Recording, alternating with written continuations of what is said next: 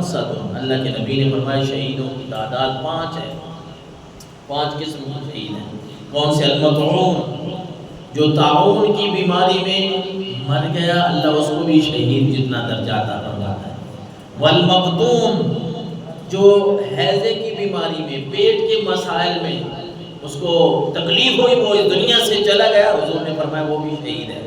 اور فرمایا والغریق، کوئی بندہ پانی میں ڈوب کے مر گیا اس کو بھی شہید جتنا درجہ۔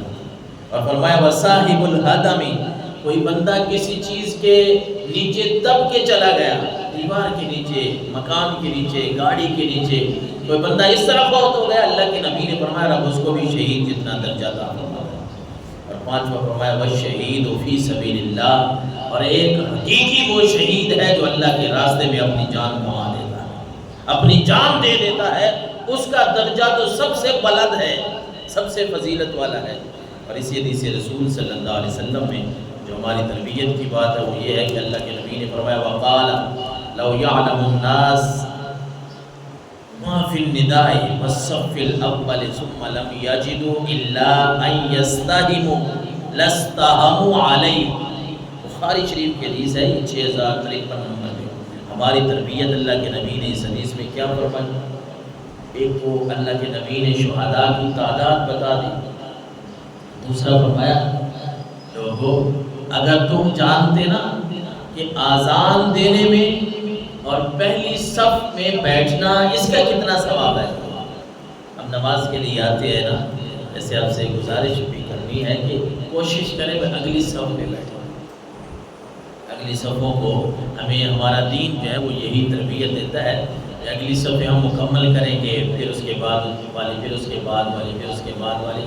ایک تو اس کا یہ فائدہ ہوگا کہ لوگوں کو تنگی نہیں ہوگی، جو بھی آئیں گے نا ان کو اپنی اپنی جگہ ملتی جائے گی، کیونکہ گردنیں پھلانگنے سے بھی اللہ کے نبی نے منع فرمایا ہے کہ آگے لوگ بیٹھے ہوں ہم پیچھے سے آئیں، کوئی ایک آدھ کی جگہ اگر بچی پڑی ہے تو ظاہر ہے پھر وہ لوگوں نے تو آنا ہے آگے۔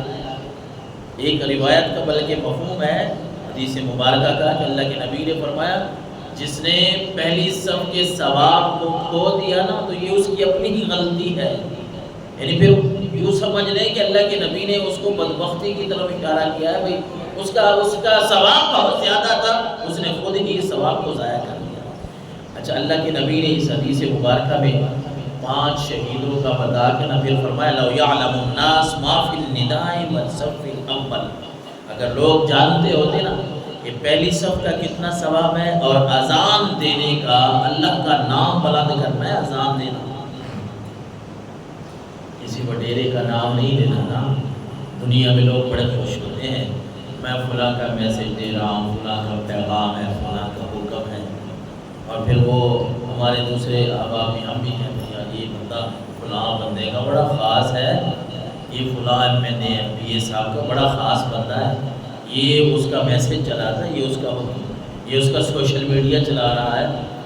قربان نہ جاؤں اس بندے پہ جو اللہ تبارک و تعالیٰ کا نام بلند کرتا ہے، جو سب سے بڑی ذات ہے، بڑا بادشاہ ہے، جو سب سے بڑا بادشاہ ہے، جو اس کے نام کو پکارتا ہے، لوگوں تک اس کا حکم پہنچاتا ہے، حی علی الصلاۃ اور حی علی الفلاح کی صدائیں دیتا ہے۔ رسالت مآب صلی اللہ علیہ وسلم نے فرمایا کہ اگر لوگ جانتے کہ آذان میں کتنا ثواب ہے، آذان دینے میں اور پہلی صف میں بیٹھنے کا کتنا ثواب ہے، حضور نے فرمایا پھر لوگ قراندازی کرتے، پرچیاں ڈالتے کہ یہاں پہلے میں نے بیٹھنا ہے، پہلے میں نے بیٹھنا ہے۔ یہ حدیث مبارکہ کا مفہوم ہے۔ حضرت سیدنا سید الشہداء حضرت امیر حمزہ رضی اللہ تعالیٰ عنہ کے شہادت کے ایام ہیں، اس حوالے سے ہم بات شہید بھی کر رہے تھے۔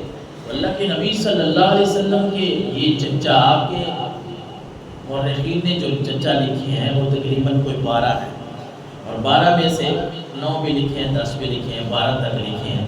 ان میں سے 2 چچے جو ہیں وہ آپ کے مسلمان ہوئے، حضرت عباس رضی اللہ تعالیٰ اور حضرت سید الشہداء امیر حمزہ رضی اللہ تعالیٰ۔ آج بھی دونوں چچاؤں بلکہ ہر صحابی جو ہے وہ ہماری آنکھوں کی ٹھنڈک ہے، ہر صحابی کی اپنی شان ہے، لیکن ان کی ایک وکری شان ہے۔ ان کو اللہ نے ایک انوکھی شانوں سے نوازا تھا کہ یہ حضور کے چچا ہے اور میرے آقا علیہ الصلوۃ والسلام کے رضائی بھائی بھی بنتے ہیں۔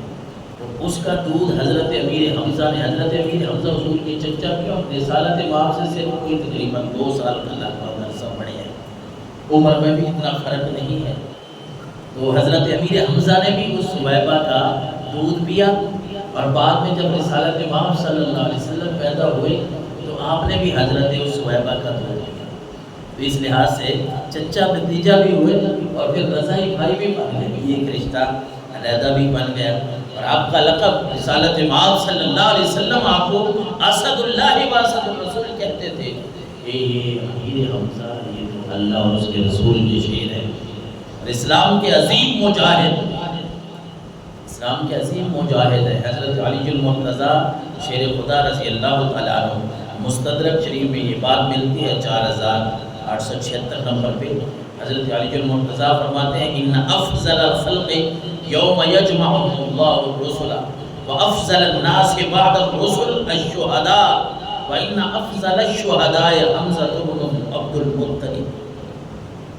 حضرت مولا کائنات فرماتے ہیں لوگوں، اللہ قیامت والے دن جب لوگوں کو جمع کرے گا تو سب سے پہلے جو لوگوں میں فضیلت والے ہیں وہ رسول ہے، پہلے وہ رسولوں کو جمع کرے گا۔ اور پھر فرمایا وَأَفْضَلَ النَّاسِ بَعْدَ الرُّسُلِ الشُّهَدَاء، رسولوں کے بعد اللہ تبارک و تعالیٰ قیامت والے دن شہداء کو، شہیدوں کو جمع فرمائے گا، یہ ان کی فضیلت ہے۔ اور فرمایا وَإِنَّ أَفْضَلَ الشُّهَدَاءِ حَمْزَةُ بْنُ عَبْدِ الْمُطَّلِبِ، اور شہیدوں میں سب سے جو افضل ہے وہ حضرت امیر حمزہ ہے، اللہ تعالیٰ ان کو یہ فضیلت عطا فرمائے۔